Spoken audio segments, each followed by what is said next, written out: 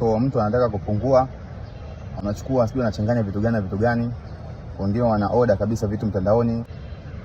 Akisoma nisema itakusaidia kupungua uzito, anakunywa kabla ya chakula au baada ya chakula.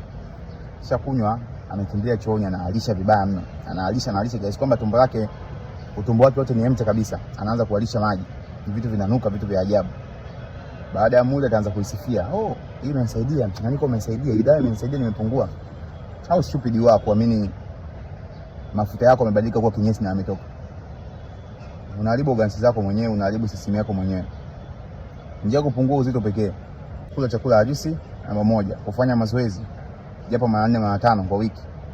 Kupumzika is very important, na kulala masaa 7. Intermittent fasting, kufanya kufunga, waweza kula mara moja, kula mara 2 kwa siku.